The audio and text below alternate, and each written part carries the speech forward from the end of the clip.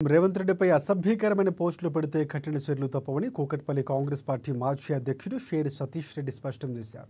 దీనికి సంబంధించి బీఆర్ఎస్ నేత చాంద్ పాషాపై కేపీహెచ్పీ పోలీస్ స్టేషన్లో ఫిర్యాదు చేశారు. సీఎం ఫోటోలు మార్ఫింగ్ చేసి సామాజిక మాధ్యమంలో పెడుతున్నాడని కుత్బుల్లాపూర్ ఎమ్మెల్యే అనుచరుడని పేర్కొన్నారు.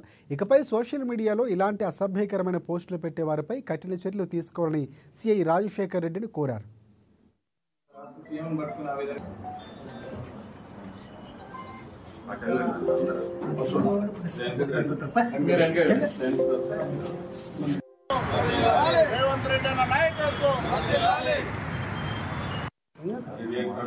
ఎక్స్ప్లెయినింగ్ కదా సంజీవ్ అన్న కొంచెం జరగాలి. గౌరవ ముఖ్యమంత్రి వర్యులు రేవంత్ రెడ్డి గారి ఫోటో ఫేస్బుక్ లో ఒక అనామకుడు అంటే వివేక్ అనే ఎమ్మెల్యే గారి యొక్క సన్నిహితుడు అనుచరుడు అతను ముఖ్యమంత్రి వర్యులు రేవంత్ రెడ్డి గారి ఫోటోను ఒక నగ్నంగా ఫేస్బుక్ లో వేసి కాలీఫ్లవర్ ఫోటో పెట్టి ఈ విధంగా సోషల్ మీడియాలో ప్రచారం చేయడము చాలా దురదృష్టకరము.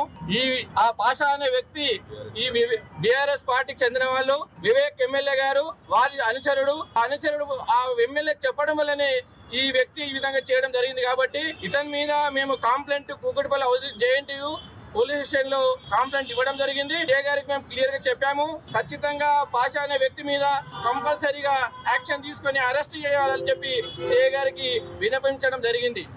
రాబోయే రోజుల్లో ఎవరైనా ఈ విధంగా చేస్తే ఖచ్చితంగా పోలీస్ స్టేషన్ న్యాయపరంగా కాకుండా కాంగ్రెస్ పార్టీ నుండి కార్యకర్తలందరము పైన తిప్పి వాళ్ళని చెప్పుతో కొడతామని చెప్పి మేము మనం చేస్తున్నాం. గౌరవ ముఖ్యమంత్రి వర్యులు